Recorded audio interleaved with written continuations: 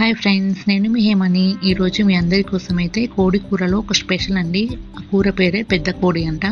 నేను ఎప్పుడైతే చూడలేదు, వినలేదు, కానీ కర్రీ అయితే వండానండి. చాలా బాగా కుదిరింది.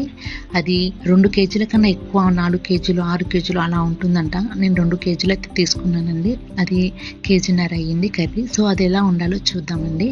ఆయిల్ వేసేసుకొని ఆనియన్, పచ్చిమిర్చి, కొంచెం కొత్తిమీర, కరివేపాకు, లైట్గా పుదీనా వేసేసుకొని బాగా కలపండి. పసుపు కూడా వేయండి. మంచిగా అన్నీ వేగాక కర్రీ మొత్తం తీసేసుకొని ఈ విధంగా వేసుకొని దానికి సరిపడా ఉప్పు వేసేసి మూత పెట్టేసేయండి బాగా కలిపి. సో ఇట్లా వాటర్ వస్తుంది. వాటర్ వచ్చిందంటే నేను పక్కన కూడా 1 లీటర్ వాటర్ అండి బాయిల్ చేసి పెట్టుకున్నాను.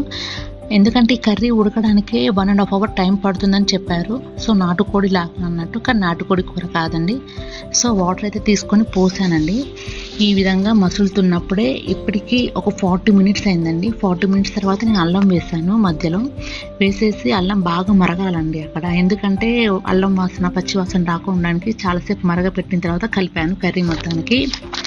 సో ఈ విధంగా కలుపుకున్న తర్వాత ఆఫ్టర్ 1 అవర్ తర్వాత అండి నేను కారం వేసాను. అంటే నేను పోసిన వాటర్ మొత్తం ఇంకిపోతున్నాయి, ఆయిల్ పైకి వస్తుంది, మీరు అబ్జర్వ్ చేయండి. సో ఈ విధంగా కర్రీ మొత్తం కలుపుకున్న తర్వాత కర్రీకి సరిపడా మసాలా వేసేసుకోండి. ఇంట్లో మీరు ఏ ఫ్లేవర్ వాడుతున్నా అది వేసేసుకోండి. గరం మసాలా వేసేసుకొని కొత్తిమీర వేసేసుకొని ఫైనల్ టచ్గా చూసారు కదండి, కర్రీ అయితే రెడీ అయిపోయింది. మ్యాక్సిమం అయిపోయిందండి. కొంచెం కొత్తిమీర వేసేసుకొని కలుపుకొని పక్కన పెట్టేసుకోవడమే. సో ఈ వీడియో కనుక మీకు నచ్చినట్టయితే నా ఛానల్ని లైక్ చేయండి. Thank you for watching friends.